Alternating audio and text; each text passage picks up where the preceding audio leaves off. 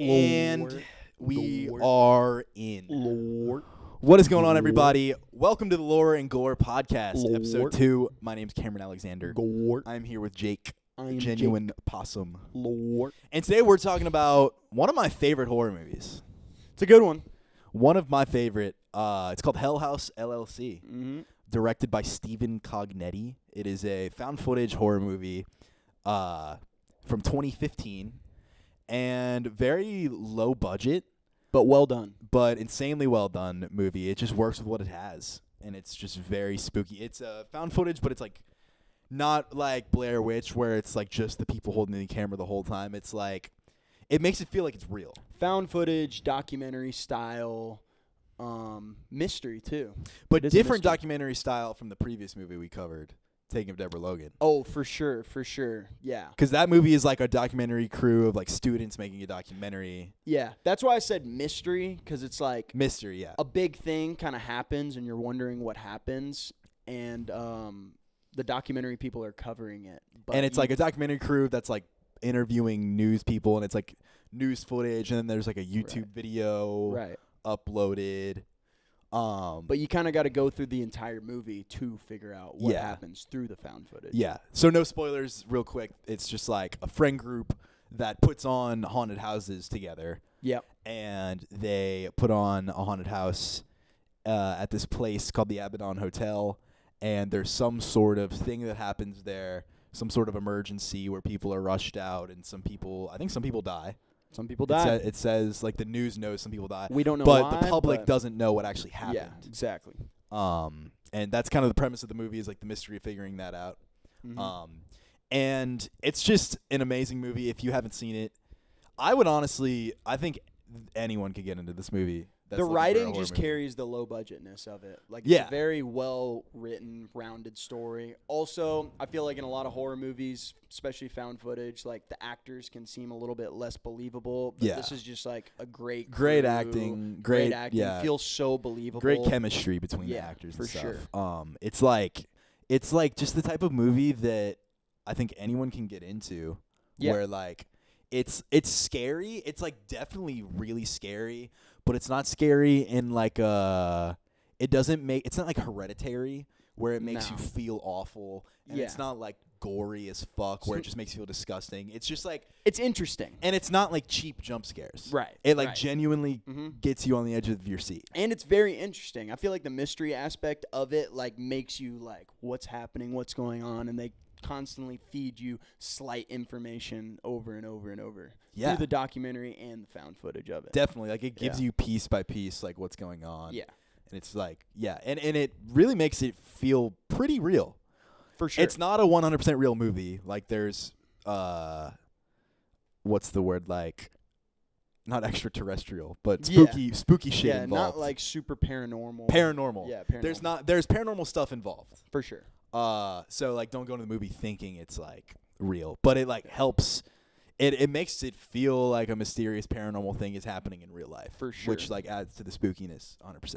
I agree. Yeah. So, spoiler-free review over. Go see the movie. It's amazing. Go watch it.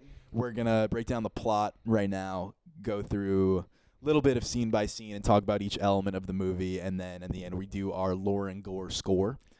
Lore. And so, yeah, let's get into it. So, yeah, as we talked about, it opens up with the news channel talking about it, and it's like Covering has, a tragedy. yeah, some like wide shots of the Hell House building, and like people kind of running out of it and stuff. Firemen. And there's some like fire truck outside and stuff, and there's like a documentary crew interviewing. I guess they're like police people. I don't even know who they are. They're just like people in an office building talking. It just about looks Hell like House. something has gone down. Yeah. Like bad. Like. Yeah. And it shows like a YouTube video of people inside the house. Mhm. And right off the bat, something the movie does so well is like slowly showing you the ins and outs of what the house is actually like. And by Yeah. the end of the movie, you like know exactly What room you're in. what room you're in. Yeah. And it's almost like when you're a child in your childhood home, and you're like walking through the dark, and like you know the whole layout of your house, but it still like feels freaky, like you're still like afraid of the dark. Yeah. Like when characters are like in spooky moments in this, and they're like in the kitchen, and they're like, oh, they have to walk through the dining room now. Yeah, right. You know, like it's just like it works really well. It's really cool how it like just like you like know, like if I showed up there, I could navigate the whole place. I agree. The like repetitive shots, the fact it just goes back and forth, like you see the whole house from the YouTube video at the beginning of the kids, but also you see the characters just going in and navigating it. Yeah, like it's their own. Yeah, because after the like interview or people talking about Hell House, it cuts to the friend group of people that like are putting on Hell House, and they get to the house and they're like. Well, first of all, we get introduced to the characters, and they're just like, you can just tell. They're good friends. Maybe they are friends in real life, because they just have, like, a really good chemistry. They seem like such good friends. Like, their banter and everything just seems so believable. I mean, this movie is the type of movie that only gets made by people that, like, all of them 100% want to, like, make it happen. Mm-hmm. And they're just, like, young students. I don't know if they're students or not, but they're just young people. I feel like they're all 25. They're all probably 25. Like, definitely out of college. Fresh out of college, figuring out ways to make money. And their leader, Alex, has just got them all together, and they're just opening up haunted houses around. And this is the first one where they usually do it in New York City. Right. This is the first one where it's, like, outside of the city, and they have to, like, venture out. Mm-hmm. And they're all, like, kind of complaining about that. And that's something that, like, goes...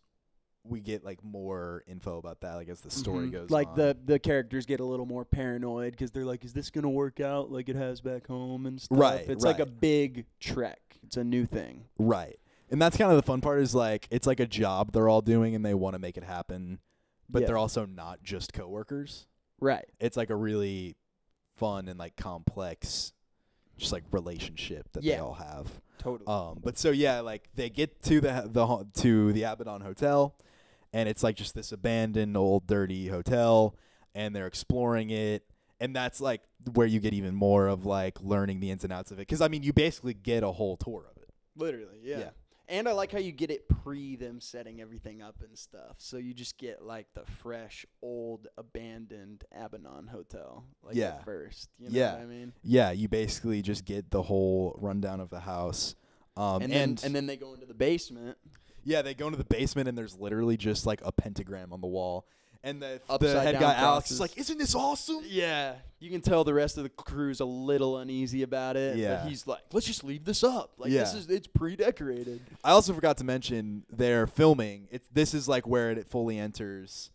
Because it'll do things where it's, like, found footage of the friends, like, actually holding the camera and filming. And that's because they film everything behind the scenes to be able to watch it back and, like, know, like, what they did well and what they did bad with, like, the haunt for that year, which is a really good explanation for why they're filming shit. It is. And so that's, like, kind of the main reason they're filming, and so it'll be that, and then it'll cut to, like, the documentary crew people talking about what happens in the clip and stuff like that. And I like that. It, like, kind of gives scenes context and stuff. Mm-hmm. Instead of, like, wondering what's going on, when you have that, like, professional explanation that's, like, very subtle, it's like it makes it so much more believable. And it makes it feel very real. So yeah, this is where we get our first, maybe second, something that really freaks me out about this movie is picture gore. Oh, picture gore. I don't know the way. So, like, there's a scene where they're walking through the house, and the camera, the guy holding the camera is just like panning the camera, and it pans across a room, and there's just, like, a black figure in the corner, and then it, like, replays that video in slow motion and then stops, like, on the black. It, like, pauses it and then does, like, a stomach drop little sound, and then it, like, cuts to the documentary people, and they're like, yeah, so this was, like, the first picture scene. Yeah, and it, like, zooms in on it, and just, like, something about the way it, like, replays it and stops it and zooms in on it, like, just it makes my skin crawl. I know, and it makes it feel, like, so real, like you're watching, like, a real documentary. Like, it does. You're like, oh shit, like, this is some crazy stuff that went down. Like, how do people not know about this? Yeah, that's why it's so good. Like, if you just kind of pretend, like, all right, if I was watching a real documentary, I'd be shitting myself. Yeah, I'd be like, whoa, like, what? Like, yeah. This actually, like, wow. Yeah. I really would love to get someone so fucked up and just tell them this is real. Yeah, right? Like, just be like, dude, have you watched the Hell House documentary? Yeah. Like, pitch it so well. Just be like, it's like one of like the most influential things that'll like change the perception of the world. Dude, it's been like going crazy on TikTok. Like, how have you not seen this yet? It's Yeah. like, dude, like the government's been talking about like trying to cease and desist the whole movie. Like, it's like the first real case of demonic fucking entities possessing people. Yeah. Like, literally. But then they get to the NCGI and they're like, all right, what the fuck is this? Yeah. No, I don't even think the CGI is bad in this. The It's CGI low gets budget. bad in some of the other movies. The writing makes up for it. Definitely. So yeah, demon sign on the wall. So yeah, that's kind of like the first day, and then like the night ends with like Paul, the main guy that films most of it, is like in bed and he's just kind of talking, and then like the main girl Sara like walks up behind him. Sorry, I gotta stop you. You know, one thing we forgot to touch on What? is right before the found footage starts, Mhm. Sarah Right. is right. actually in an interview post everything happening. She's the only with the Hell opening House of the crew haunted member house. that post that the Hell House night opening. No one knew. People like everyone else in Hell House is missing. They thought Sara was missing, and then Sara shows up to the documentary crew and says like, "Hey, like I'm here." And she gives the documentary crew the tapes that we're currently seeing in the movie. Right. Yeah. Right. We forgot to touch right, on that, but right. yeah, That's it. That is a very important part. definitely. Because like the whole rest of the crew is missing, and Sarah's been missing for like what, a month or something. Yeah, it's like a few months after. I A think. few months after, and like she just shows up and is like, they got her in an interview, but And you can tell she's like distraught, kind she's of like, very or just like out of- detached from reality. detached. Yeah, that's a good word. Yeah. And she hands them tapes, and when you watched it a few nights ago, you kind of laughed at that. I did. You know, it threw me off a little bit because, you know, we'll talk about it later, and I do think it's good by the end of it, but at first watching it, it's like, okay, this chick's just been missing for like 3 months, and she just like shows up for the first interview ever, her first sign of life in the past 3 months, and then they're like asking her questions, and she's just like, you want to know what happened? And then just pulls out like 20 VHS tapes and sets them on the table. Like, it's like, okay. Yeah.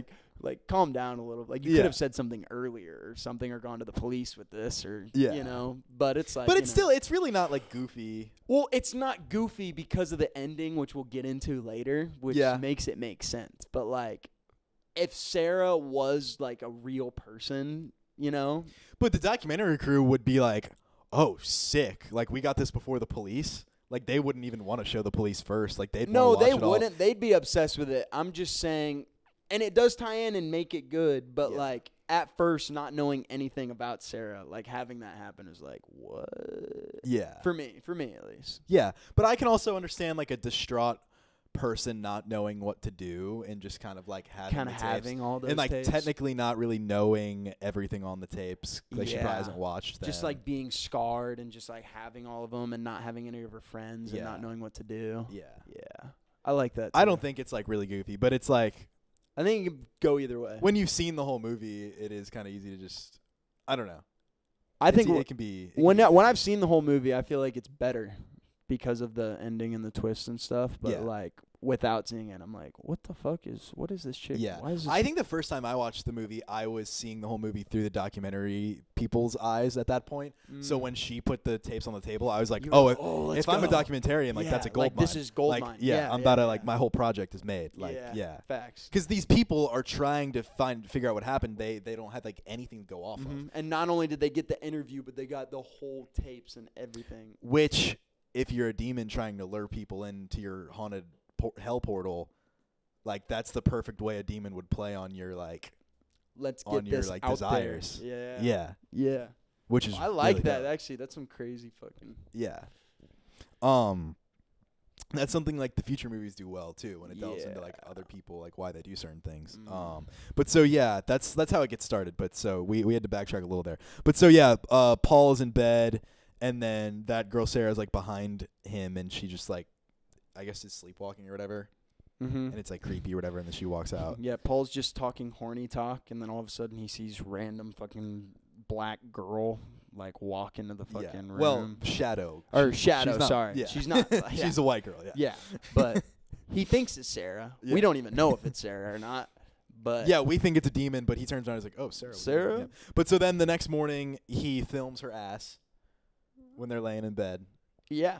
Paul's Paul's 10 horny. minute, he throughout the movie, yes, but like this, like it starts just like flips it up to 10 because he just films her ass, and then he says like, oh, like the new people we hired are here, and it's the main guy Alex like talking to this new girl that they hired, and he's just walking up to her and just like being pretty like almost creepy, like laying it on thick. Laying it on thick. And it's weird. We were talking about this before we started filming, where like he's just saying really horny shit, and she's not like being horny back, and she's also not telling him to like, she's also not communicating that's weird. Yeah. She's kind of just like laughing at it. She's kind of just giggling, but like it's like maybe a girl would do that.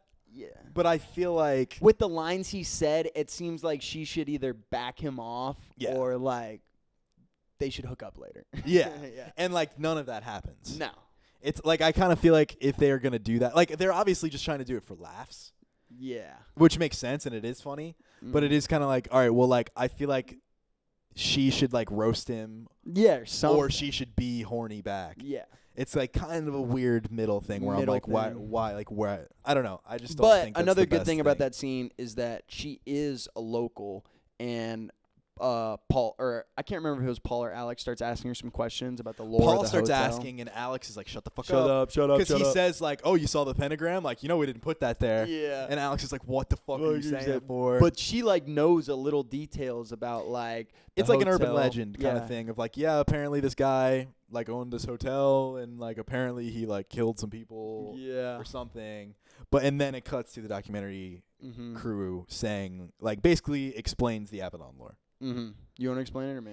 You can do it. Yeah. I was going to say Andrew Tully is the leader of the hotel or the owner of the hotel or whatever.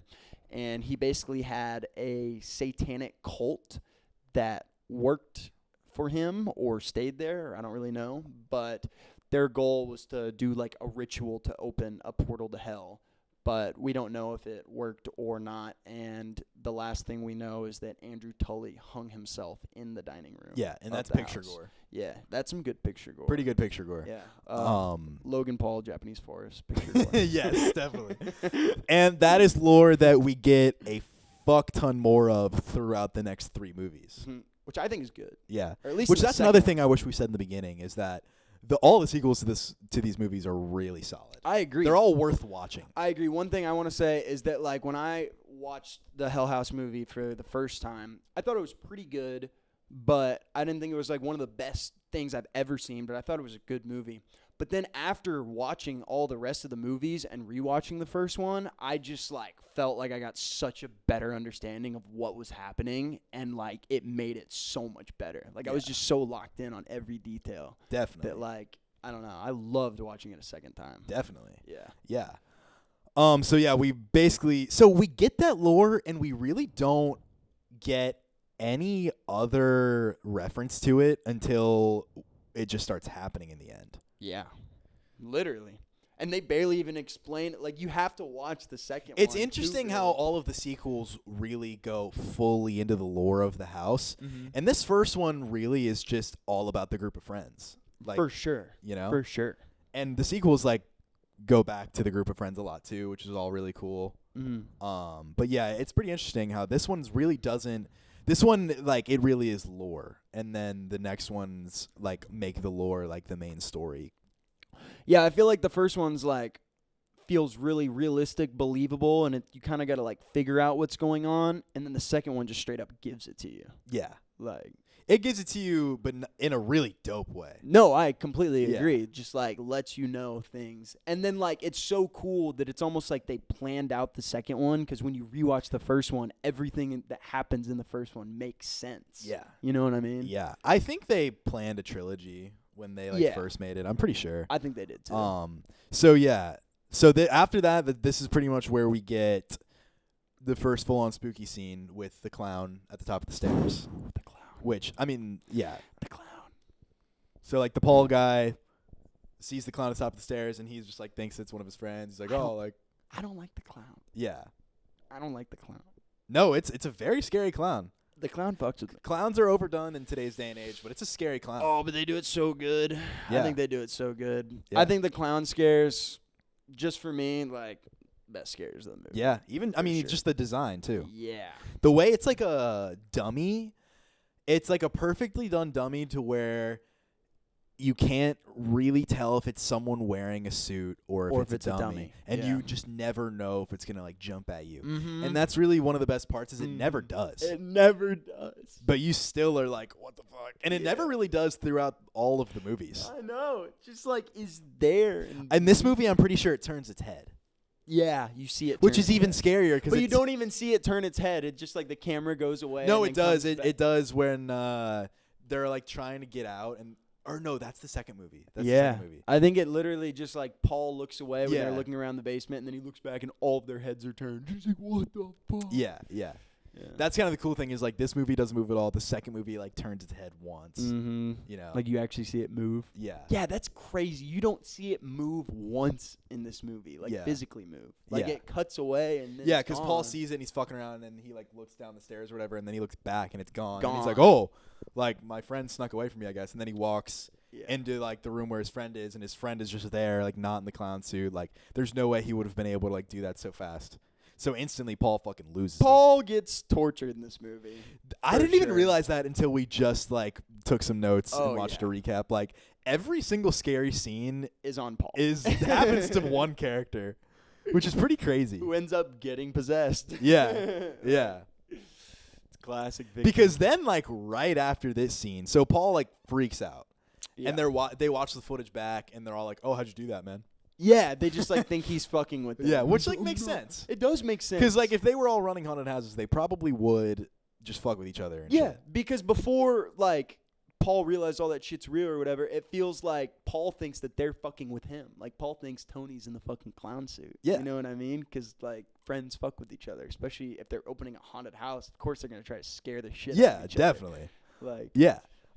So it's like it makes sense that like some of them would be shooting down that it's it's haunted. It also definitely makes sense that the main guy Alex, we end up finding out that like he like they basically like are we don't really want to low. spoil. Well, no, this is spoiler. We can jump around with this. We can jump around with it. Yeah.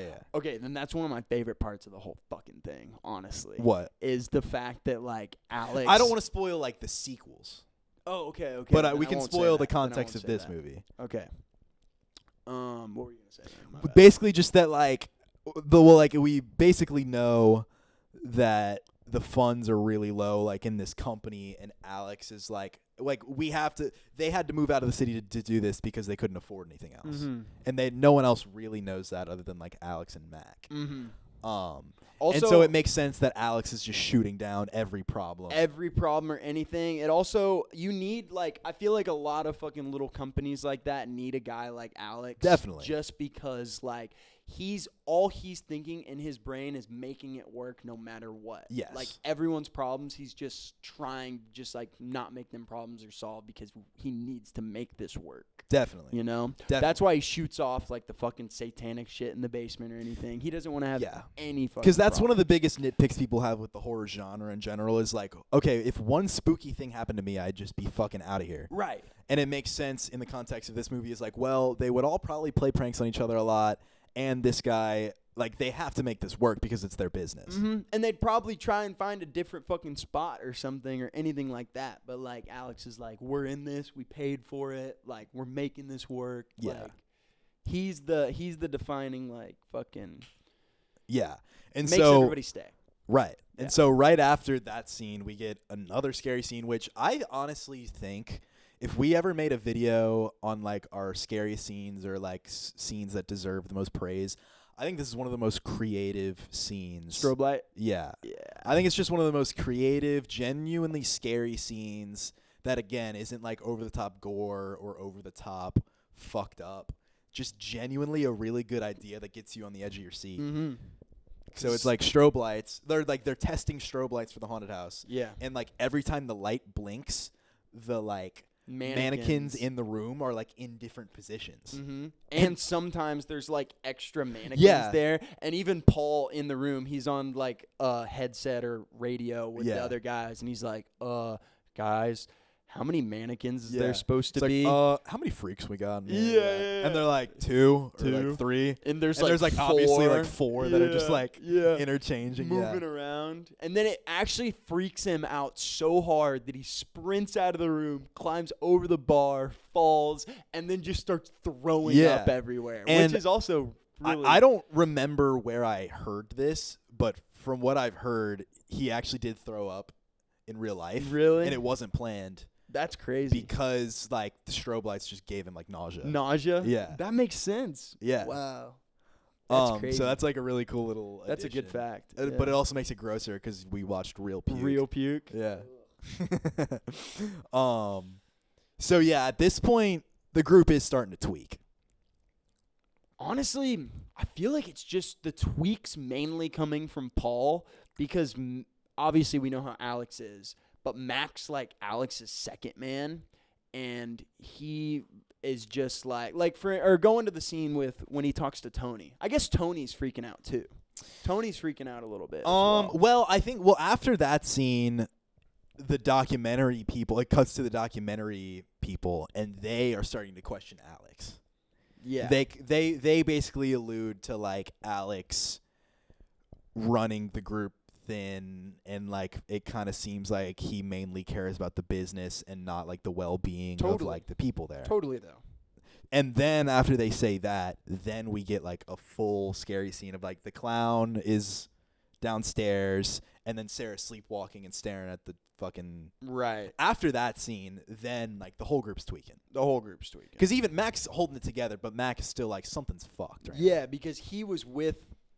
Was it Tony who found the clown on the bottom of the stairs, or was it Paul? I think Paul wakes up and finds it. Finds it on the bottom of the stairs? Yeah. I forget why Tony gets so tweaked out and Mac has to talk him down.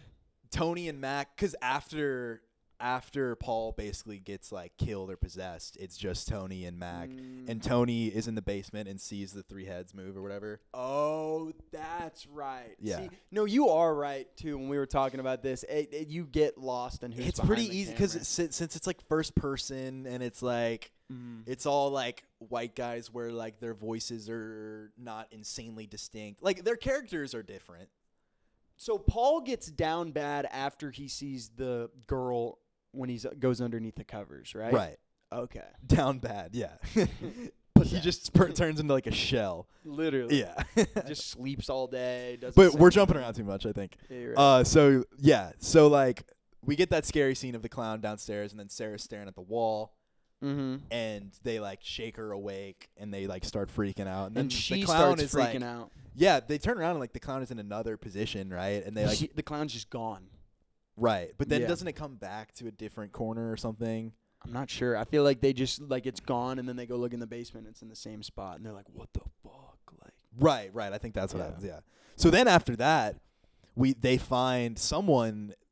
Again, I forgot who's holding the camera, but someone finds Alex's notebook, and there's like demon shit scrawled in it. There's like a pentagram, and I think there's like a clown picture. Just a little setup for the second one. Yeah. So like this movie definitely lays the groundwork of like something's wrong with Alex, but it doesn't shove it in your face. No, really. not at all. Like this book is like really the biggest thing, and it's just like a quick thing of him opening the book and be like, "What the fuck?" Yeah. And Alex is still just shooting. Like at this point, like multiple people in the house have experienced weird shit. Sarah sleepwalking, and Alex is just shooting shit down. So then after this is where we get the full Paul. Another really scary scene of just like well done scary shit where like there's a zombie demon girl like behind him. Paul in he his wakes up room. in the middle of the night and sees it, and he just freaks out and throws the. Probably could have been the same girl as before too. I never even thought about that. The same girl. Oh, in the dark. Yeah, maybe. Yeah, if he couldn't see her. Like she just like comes for him at night. And I wonder. Oh, is that girl? You think that girl is? Remember, like Tully has to shut down the hotel because of like a mom and a daughter go missing. No, is that in the second one? No, they say that he had to shut down the hotel because a mom and a daughter went missing. In this one? Yeah. Wow. And like, no, because the twirly mustache guy says that Tully like had records that could prove that they like left the hotel, but like they were missing after checking into the hotel. That's a good. So maybe that zombie girl is. Yeah, like, no, I totally think it is. Yeah, that's crazy. I didn't even pick up on that. I mean, I just put it together saying it out loud. That's crazy. Yeah, no, that would make total fucking sense. Yeah. So yeah, so he sees her and just like literally just throws the blanket. So he's just like tripping so hard he just thinks he's like seeing shit. Literally, and just like I guess closes his eyes and like puts the blanket over himself. And then he opens it once, and the girl looks at him, and he closes it again. Yeah, and he's just like, there's like a solid like 30 seconds or some shit where he's just like, what the fuck? It's just like POV hiding under your covers. He takes a deep breath. And he's like, okay, like it can't be real. It can't be real. And then he opens it, and it just like kills him, jump scares him. Yeah. Whatever. Possesses him or whatever. Yeah. Who knows? So then at this point, he's like, well, okay, this is one thing where we laughed, and I do think it's kind of an overly goofy thing. Where, like, he's gone for, like, a day, and they try to call his phone. And, like, they call him, and then they're like, oh, yo, Paul, where are you? And then it just, like, does a high-pitched screech sound. Yeah. Like, it does, the phone does a high-pitched screech sound, and they're like, oh, and they, like, drop it. And it's like, okay, if that happened to you in real life, how loud does a phone have to be for you to freak out and drop it and cover your ears? Yeah. Like, that has to be, like, a military, like, EMP noise level. Like, for you to freak out and drop. Like, how, like... Yeah. If you're watching this on your phone, turn the volume all the way up. Yeah. Like, are you going to freak out and cover your ears? Yeah. Because it's like a demon scream. And they're all kind of like, oh, that was weird. Yeah. Oh, like, why was that so loud? They drop it and the phone breaks in half, too. Yeah. And they're just like, oh, well, I guess Paul's gone. That's kind of the only thing where, like, that's the only thing in this movie where I'm like, I can't really defend that. That's just a little goofy. I agree. But... So, yeah, like, after that, so it's Alex is clearly just trying to be like, fuck that guy, who cares? And then after that, for some, it's a little cloudy, but Tony and Mac end up in the basement, and that's the scene where, like, the three clowns are all turned. He doesn't see them turn their heads. They're looking for Paul, right? Or no, they hear running around the house and shit and like shit like that. Right. And they're like, oh, it's Paul. It has to be Paul, yeah.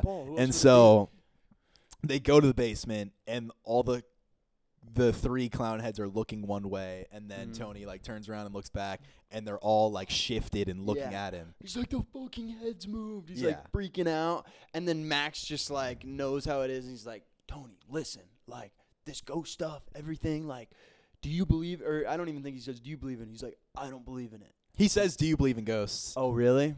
Or I think he says, like, do you believe in ghosts? Because I don't. I don't. Yeah, that's exactly what it like is. That, yeah. He's like, do you believe in ghosts? Because I don't. Like, this is fine. He's just, like, trying to convince himself that everything's fine. Yeah.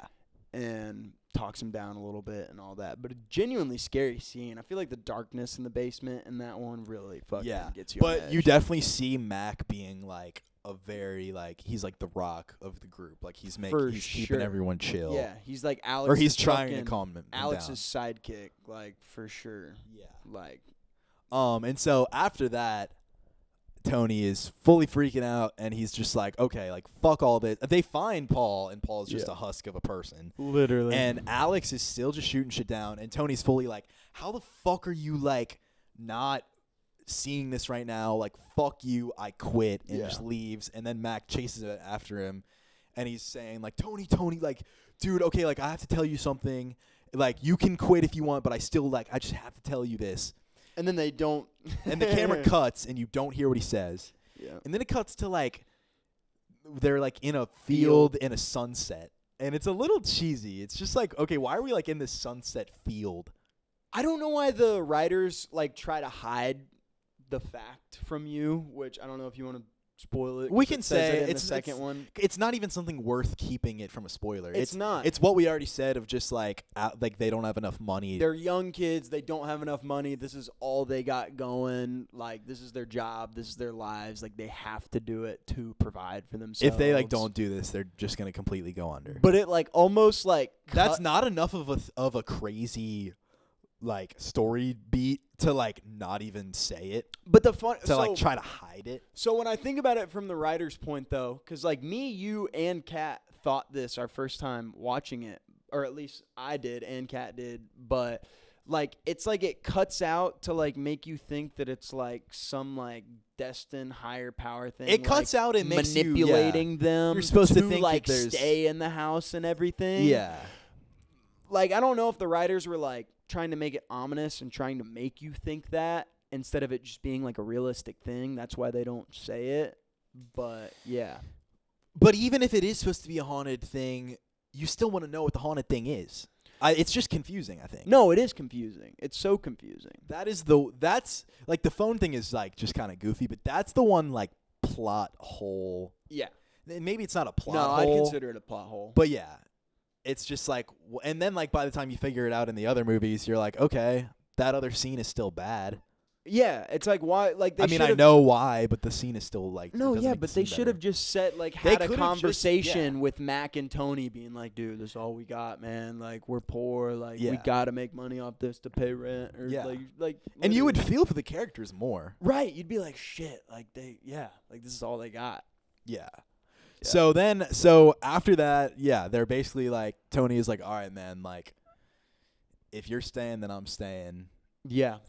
And then Hell House fully starts. Hell House opens up. Mm-hmm. And so this is where we start getting multiple camera angles of everyone. Because you get the shot of the kids going in at the beginning that you saw in the beginning. Yeah. But you also get it from the characters in the found footage section's point of view.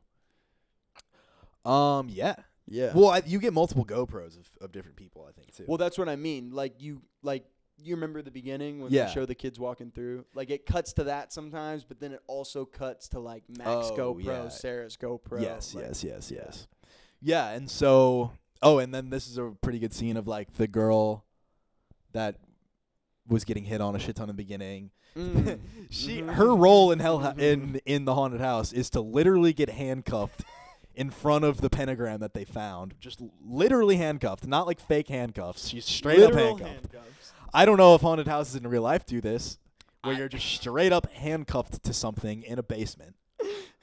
Yeah. And then while she's handcuffed, also Matt only in underwear. Only in underwear. Matt goes up to her and like fucking cuts her shirt down so she's like revealed in underwear. Yeah. And she's like handcuffed completely, and she goes, "Mac, you would tell me if there was something wrong, something going on, right?" And Mac's like, "Of course I would. Of course I would let you know." Yeah. And then she proceeds to get sacrificed and sucked into a hell portal. Yeah. So basically, once Hell House starts, a Abaddon Hotel, like the Andrew Tully shit that was explained in the beginning, is real, and a portal to hell opens up, and souls are getting taken into hell. And so a bunch of like released. Remember? Yeah, there's like a bunch of zombie looking people that start running out. I think is the people that were a part of the cult in the hotel. Yes. Escaping and coming back to life. Yes. And maybe even like you could say that they were taking the people that went into the haunted house's souls and using them to bring themselves back to life and escape. That's why at the beginning they said like 15 people died, right? Right. Like it'd be crazy if they threw in like 15 people were a part of the cult or something. Yeah. Like, yeah, that would be crazy. that's just like the. I mean, I think we'll learn more and more about the cult in this 5th movie coming up. Yeah. Which is going to be pretty insane. Yeah. So basically, the hell opens up, and then it's just a bunch of crazy shit that starts happening. Yeah, literally. It's like people that are working Hell House, like all the different characters, are trying to get people out, and like they'll get a bunch of people out, and then they'll try to escape, and the door will shut on them. Which is pretty insane. Sara going upstairs with, I don't remember if it's Mac or whoever, but then they find Alex hanging. Yes, they find Alex hanging, and a bunch of hooded figures appear around Sara and Alex and like close in on them. And then it cuts to the documentary crew interviewing Sara, and Sarah's like, "Yeah, and then after that I just walked out." And they're like, "You just walked out. Like, nothing what? happened to you." And she's like, "Yeah." And then she's like, "Okay, like I need a break from this interview. Like, come meet me, and you can come meet me in a few hours in my hotel. Like, I'm staying in 2C. Yeah. And then she's like, oh, like, you know, like, you should really try to get in there and see it. And the people are like, oh, like, we've been trying to get a permit. And she's like, that's the only thing holding you back. Yeah, right. And so then after that, they go to the front desk. The documentary people go to the front desk of the hotel that they were in, I guess. Mm-hmm. And they're like, oh, we're looking for Sara in 2C. And they're like, oh, our rooms don't have letters. They're also like, we don't have a Sara staying here. Yeah, they're like, we don't have a Sara staying here at all. Yeah, and they're like, what? But then after that, they decide to go to Hell House. Mm-hmm. And a little thing that sets up the second movie that's like very, very subtle but very cool is like one of the people in this documentary crew. His name is Mitchell Cavanaugh. He's the only person that stays back and doesn't go to Hell House, and he's the one that's editing the footage that we're watching. Yeah. So cool Easter egg. Yeah. And so the documentary crew is going to Hell House, and while they're going to Hell House, Mitchell watches all of the clips that we watched throughout the whole movie, and then he sees in the end Sara in Hell House. She doesn't actually walk out. Paul comes back and bashes her head in with the camera and then slits his own throat. And so Mitchell and we know that Sara actually is dead and was dead the whole time. Yeah. And some sort of ghost was essentially tricking them into going into Hell House. Yeah. And so the documentary crew gets there, and they're exploring. Why the fuck would you do that? Why the fuck? Bro, it's because it's like what you said earlier, which is why I'm so glad you said it, is they're feeding into like, oh, we need this information. Yeah. Like, just like if we break this story, we're going to be fucking huge. Yeah, we're going to be huge. Like, Yeah. they're feeding into, like, their desires to get, like, fucking exposure and, like, you know, be out there and just be fucking obsessed with something other than demon shit. Yeah. Honestly. Make a documentary about something chiller. Yeah. Or bring a gun, maybe. Yeah. I mean, that wouldn't even help. I know, but right? Like, still, at least you kill yourself. Like, that's what I would do. Oh, we didn't do my segment. I wanted to start a new segment where I say, so my plan, if I'm ever in a horror situation, is to just kill myself. Yeah, you've said that before. It depends. Well, I mean, like, it obviously depends. If it's a realistic survival situation, I'm gonna try to survive. But if my rule is like, okay, once I know that there is be tortured or die peacefully. Once I know that there is an omnipresent, malevolent presence, that knows my every move, basically knows my thoughts, and there's nothing I can do, I'm gonna kill myself. Because I'm just gonna skip getting tortured. Essentially, you need the power of Jesus Christ, man. Have you seen these movies? the third one. Yeah, but that's literally. Yeah, well, that's spoiler. I can't. Oh yeah. It takes like a literal angel. Yeah. Yeah. But yeah. So I don't know where I would kill myself in this movie. There's really not. A good spot? Oh, that's. I get your segment now. I didn't even process that. Where you would kill yourself in the plot. Yeah. If I was Paul. Probably right. If I was Paul, I would just leave. Yeah, for sure. Right after the first fucking clown deal, where he thinks it's Tony. My rule doesn't really apply to this movie. No, after the demon girl cover scene. But would you already be possessed? I'd be dead. But you'd be possessed by that point. I'd be possessed at that point. Yeah. So yeah. In the second movie, I would kill myself at a certain point. Oh yeah. In the second movie, I'd kill myself 15 minutes in, probably. Yeah. Well, yeah, but can you? Because you're already trapped. I would do It's so hard not to spoil the second one or the third one.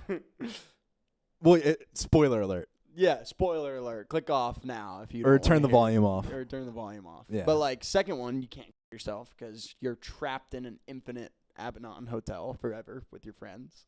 What? Like I don't have a weapon? Well, how are you going to kill yourself? You're already dead, trapped forever in an endless hell loop of the Abaddon. Do you remember that? You're not really. The friends are, but these people aren't really.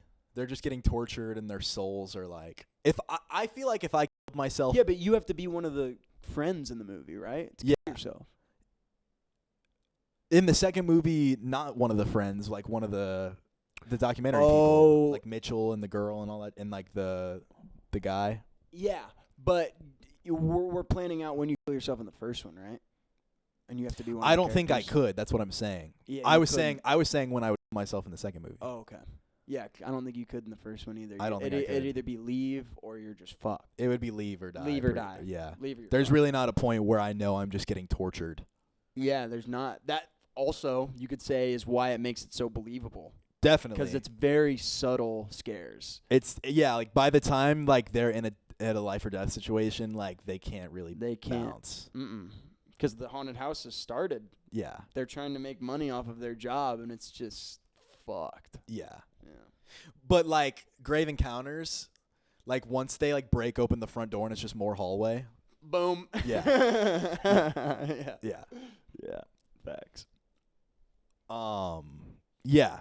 So, yeah, that's a, yeah. Anyways. What a segment. Yeah. We should come up with, like, a fun name for that. Oh, yeah. Where would Cameron be in the story? What's it called? What's that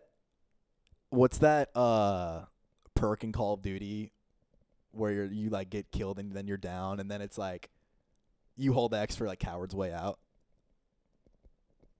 Oh. You know, like in Black Ops 1 where you like there's like that perk where if you get killed you like are like laying on the ground like you're down in zombies. Yeah. And then you can hold X to just die off. Oh, it's like Gravestone? Something Martyrdom or something. No, but that's like when you die and you drop a grenade. That's that perk. I'm thinking of the Gravestone one where you can like keep your guns, but you opt to die out, but you keep your guns. Huh. Internet. I feel like it's not even called Gravestone. I feel like it just is a gravestone. It's called something else. You're thinking of Tombstone. Tombstone. That's a zombie perk. Oh, you're thinking of multiplayer perk? Yeah. Oh, Last Stand. Last Stand. Is it? Yeah. But if you kill yourself, it's Coward's Way Out. Yeah. Yeah. So I guess it would be my Coward's Way Out. You get down. But I'm not exactly a coward because I'm kind of just like avoiding horrible torture, and I'm gonna die either way. In a grave encounter scenario. Yeah. Where it's just like, because a lot of horror movies are like set up, and then it hits a point where it's like, these people there's no escape. You're just gonna get scared. Yeah, you're doomed. But yeah, back to the movie. So yeah, the fucking people go to Hell House. They find 2C, and Sarah's in the room, and a bunch of hooded figures in the room, and they all get murked. And they die. People die. Then it's over. Yep. Yeah. What did I think everyone expected for the documentary people to immediately die when they went in that house. For sure. Yeah. Like no question. Yeah. But the way they do, like the way you like see the 2C and you're like, oh shit, that's what she meant. That's fun. Yeah. No, cool. It's super fun. Yeah. Also, the whole twist of like Sara being like a victim of the situation you think the whole time, and she's actually just like dead and a straight up demon. That's a pretty fun twist. Super fun twist. When you've never seen the movie and you don't know what's gonna happen, that's pretty crazy. Yeah. Also, like the fact they give you the twist before the documentary people go into the house make them going into the house so much scarier because you're like, oh wow, they're really fucked. Yeah. Like, and you don't know what's gonna happen. Yeah. But you know they're fucked. Sorry, I kind of blacked out and was just thinking about different movies where I would kill myself. Like Blair Witch. like the second night of all those like twigs. Yeah. Probably. Yeah, like the little weird shaped twigs. Yeah. Yeah. What's another one? Taking of Deborah Logan. No, I would just be that guy that. You'd be that guy that leaves. Yeah. Yeah. What are other movies? I feel like there's so many movies where like it hits a certain point and all the characters are just fucked. Texas Chainsaw Massacre. No. I feel like the character escapes in the end of that movie. Yeah. But you got to pick which character you would be. I'd be the one that lives.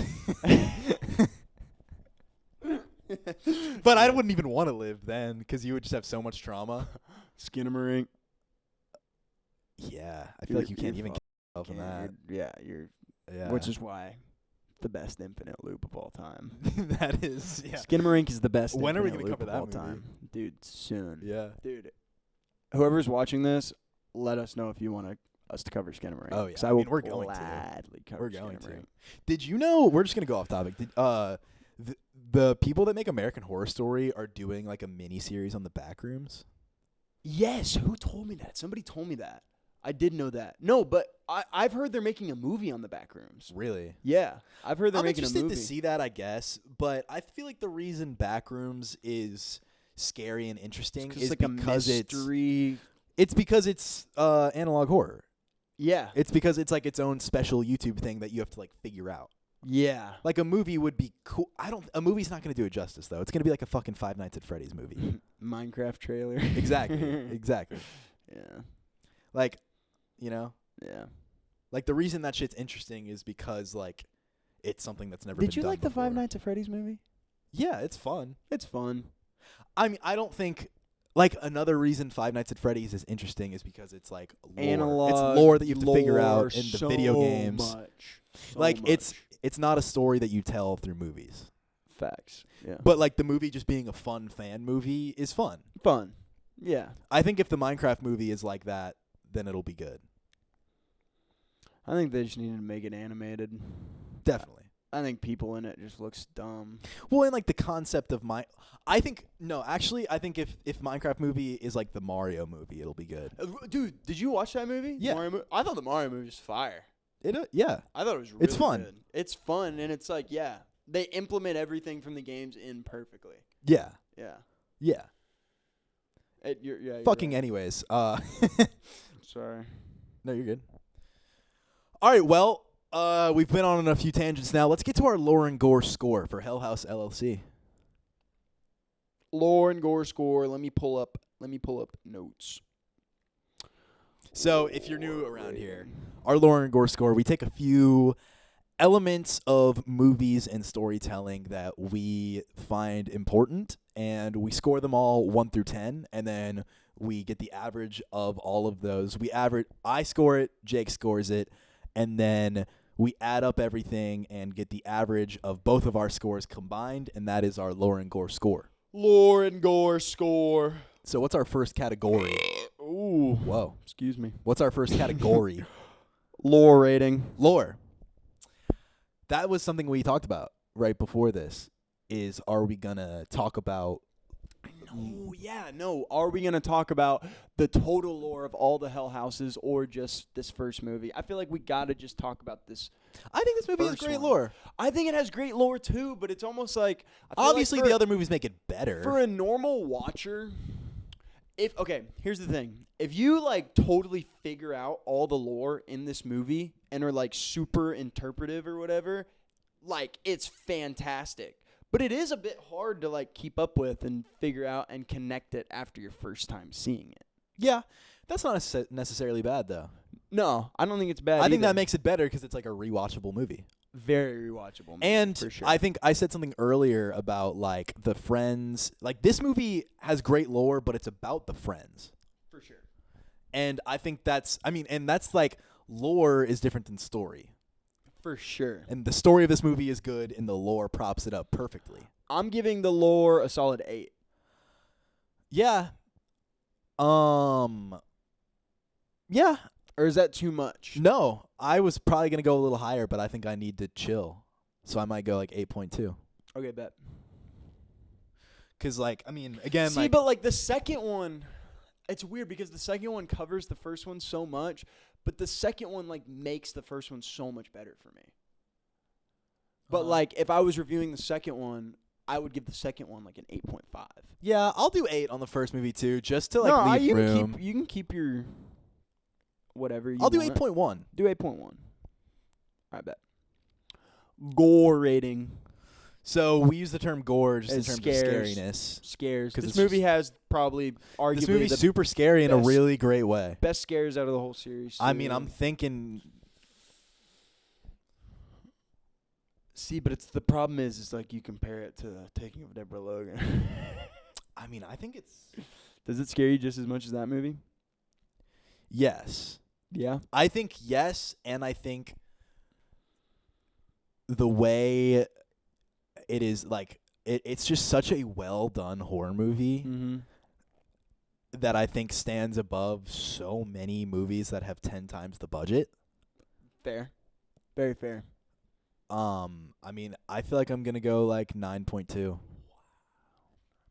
Just to commemorate how fucking well done this movie is on such a small budget. I respect it, bro. I mean, like, you think this movie's scarier than The Conjuring?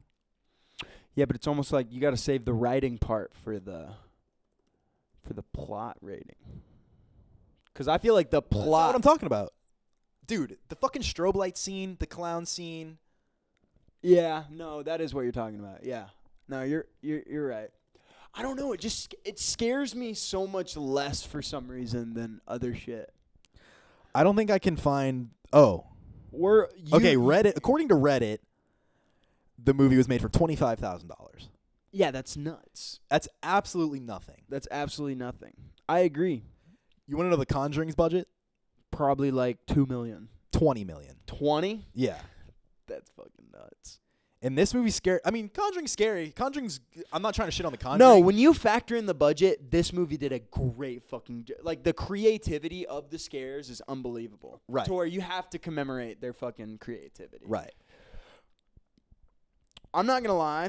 Honestly, before you brought that up... And I don't think the other ones are as scary. You might hate on me for this. I was going to go 7.5. Really? But I think taking into account the budget and the sheer creativity of the fucking scares, I have to commemorate them, and I think I'm going to bump it up to an 8.5. Yeah. And, like, I mean, I'm giving it a 9.2. I'm not giving the other ones. I don't think the other ones are as scary, but I think they're super interesting and fun. Yeah. For sure. Like, I think the second and third ones are not Second one's super got scary. a pretty Second one's got scary. some good scares. It's got some. But again, I think the fourth one just goes back to the element of this one and captures such good, spooky, scary, edge-of-your-seat moments. Just, like, with creative, like, positioning of, like, hallways and, like, certain things that are Dude, done. when we were watching this the other night, too, I was actually getting so much more scared the second time watching it than the first time. Like, it's kind of weird, right? Uh-huh. Like, knowing what's going to happen, but I got more scared the second time. Yeah. Like, when did you first watch this movie? Freshman year? We turned it on and I fell asleep. Just I think I did that tired. one time. Yeah, I don't know if you watched the whole thing. I think we might have just like randomly turned it on, not trying to lock in, and just like had it on. But then I think we watched it here when your TV was over here. We watched it here for the first time because remember really? I think. Yeah, we rewatched it together. Really? And then you went and we both thought it was pretty good. And then you went and rewatched it on your own and was like, dude, these are really good. And then I didn't rewatch them until the other night. No, dude, I think I remember me and you watching the second and third one back to back in your room, November 2023. Oh, yeah. And I think we did that. No, we did. We did that because we watched the first one. We rewatched the first one together with a bunch of friends. We watched this with like Jason and them. We watched this with Jason and them probably in like October last year or like November last year. Okay, yeah. I don't know why it's so hard to remember. Because there's no reason we would have just watched the second and third one back to back. Yeah, no. I do now remember watching the second one and third one in my room back to back. Yeah. Yeah. And just chiefing the fuck out of that Hidden Hills pen. Yeah. That's why it was low-key, like, a lot. I think that's why I, like, definitely grew an attachment to these movies, because that was just such a fun-ass, like, That day. was it. That was, honestly. Watching them in the dungeon, too. Fucking. Yeah. So dark. All right. Moral rating. More. I mean, this is going to get a high score, too. I mean, not like 9, but not. The friend group shit. Great. Friend group shit and having, like, a common job / task. That everyone has to do. That everyone has to do. I mean, I'm willing to give it like 7.5. Yeah. I think I'm going to go match you on that. Because it's like very good, but it's not like insane. It's not. Definitely better than a lot of shitty horror movies. It is kind of like you could view it as like a learning lesson too of like I mean, I guess it's not a realistic learning lesson. It's like, when are demons? Yeah. If demons come and attack you, maybe leave. Yeah. Yeah. But also, like, if you dig deep into the concept of, like, the documentarian how being, far like, will you go for your job? getting baited into going to the house, like, the demons kind of preying on, like, what you, like, want. And shit is really interesting. The friend group shit of, like, the friends having to stick together because they have no other option. Like, that's like all. Knowing there's very big issues going on, and instead of trying to capitalize on the issues, still going forward. I'll go 7.2, actually. Yeah. But I feel like we're 7 range. We're 7 range. I wouldn't go lower than 6. I'll go 7.5. Character rating. This one's probably going to be a little high for me. I like these guys a lot. Pretty high. I'm going 9 flat. That's pretty high. Yeah, I mean, these characters are all really good. I'm trying to think about other movies where I really like the characters. See, that's what I mean. When you compare it to other horror movies, It's very and shit, high. It's very high. Because, you know, like, one of my big things is, like, really having to, like the characters and relate to them to, like, really like a horror movie, you know? I don't, like, I sympathize with the fucking daughter from Taking of Deborah Logan, but I don't really give a fuck about her. Yeah. I feel like I love the characters in this movie because exactly what we were talking about is that, like we do a bunch of shit with our friend group and shit, like trying to make money, trying to fucking make a living and shit, and they're doing, like, the exact, like, it's so relatable to me that I'm just trying to think of. And their chemistry's, like, so believable. Honestly, getting confused on what's happening to what character is a pretty big... That's annoying, but it's almost like that's like a personally, film thing. Personally, it's a pretty big problem for me. Yeah. And I don't know, like, where that falls in, like, rating. Yeah, right? Does that, like, fall in formula or plot or character? Because I'm not sure if that has to do with, like, the characters, like, could stand out in better ways. Because, like, they're obviously good friends. But, dude, like, we had to write down their names. Like, we had to, like, lock in and remember their names for this episode. Yeah. And that's not always something you have to do with a lot of things. Yeah. But is that the film's fault or the character's fault? I'm thinking right now, my gold standard for characters is definitely It. Yeah. No. And I think this movie is pretty far from It. It's pretty far from It. But I think It is pretty fucking close to a 10. And I feel like this could be like 8.8, maybe. It's almost like it's such a different style of movie than this movie that, like, I just compare this one to so many, like I compare it to the fucking characters in Friday the 13th and shit. Like, that vibe. Like, or Texas Chainsaw or any of those. Like, you know? It's like a bunch of fucking random characters that you only base off of. Like, you don't know any lore about them, but you just base off their chemistry together. And their chemistry in this one's, like, better than any random horror movie group I've seen. Definitely. So it's like weird. But, like, you know, you dive deep into the, like, characters. You know all their fears, like, what. And their chemistry is honestly better than these characters, too, though. That's the other thing. Of course. Yeah. I'm going to go 8.5. Yeah. Yeah, because it's like the characters are great, but it's not, like, fucking insane. I couldn't think of another movie besides It. I think, like Blair Witch is, like, a similar movie. Yeah, but the characters in this are way better to me than that. I think they're better, but I think they're very solid in Blair Witch. Yeah, but their chemistry's better in this one for sure. I think they're better friends in this one. But I think in Blair Witch, like, when you see them all deteriorating and shit, like... Turning against each other and shit, like, that's very good character relationships and shit. In a similar format. Yeah. All right, what are you going? What'd you say? 8.5? I think I'm going to go 8.3. I'm going to do 8.4. Respect. Because it's high. It's high. I'm just trying to place it in I think I'm going 8.4 with you. I think I'm going 8.4 with you. Double 8.4s. Because, yeah, I mean, it has to be like a 9.9. Yeah. I can't wait to rewatch that. Me too. Plot rating. Great plot rating. Fucking great plot. The plot carries the whole fucking budget of everything. See, but No, because we also have. Do we have story or plot? Plot. We have plot and formula. Yeah. See, like I think the formula is going to get a really high rating. I think formula is going to be higher than plot. Because I think the lore and the formula are fucking golden, and this is just a little bit below golden for me. Yeah, it's kind of a normal plot, I feel like. Yeah. Well, and like you know how like the ending is a little underwhelming. Well, you could say the plot is 5 kids go and open a haunted house at an actual haunted house, and it goes wrong. Like that's the basis of the plot, right? Yeah. I'm not saying it's gonna be way lower. I think maybe due to budget constraints too. Like but the ending, the formula is like the documentary style mixed with documentary, haunted house, found footage.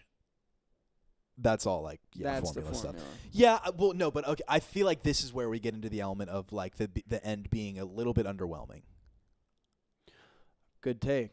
I think that's where this takes a little bit of a hit. It down. Because like I don't think it's insanely underwhelming. I don't think it ruins the movie by any like stretch of the imagination. But like I think it's also due to budget constraints. But like the mystery is so crazy, and you're like so hyped, and by the end of it, you're kind of expecting something fucking crazy to happen, and in your mind, something crazy happens. In the lore, something crazy happens, but what you're seeing on screen isn't fucking mind-blowing. So well said.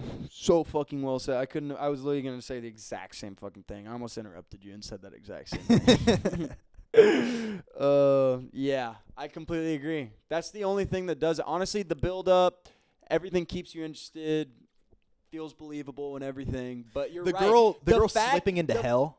Yeah, but like that's what the whole ending should have been, like shit like that. Yeah, shit like that, and like even more. But $25,000 budget. No, $25,000 budget. But it's almost like the only thing that makes you want the ending to be more insane is the fact that they start off the movie with the mystery and like what the fuck, like you know what I mean? You start the movie with the mystery, and you're left the whole time thinking like something nuts happens at the end. Yeah. So maybe 7.8. That's a good take. Because it's very high. No, I'm gonna go 7.8 with you. And I mean, sadly, like I love praising this movie because it's low budget, but at a certain point, the low budgetness is still a drawback. Bro, 7.8 is still a great fucking rating for a horror movie. I think that's perfect. And formula has to be like a 9. Formula, yeah.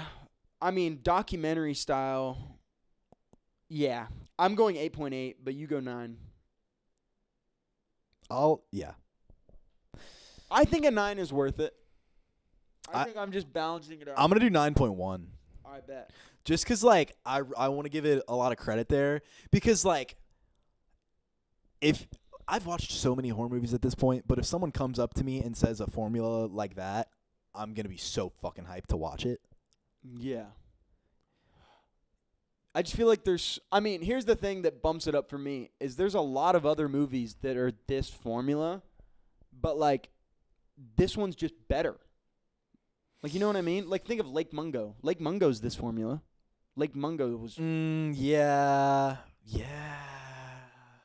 Lake Mungo is this formula, but it's just not as good.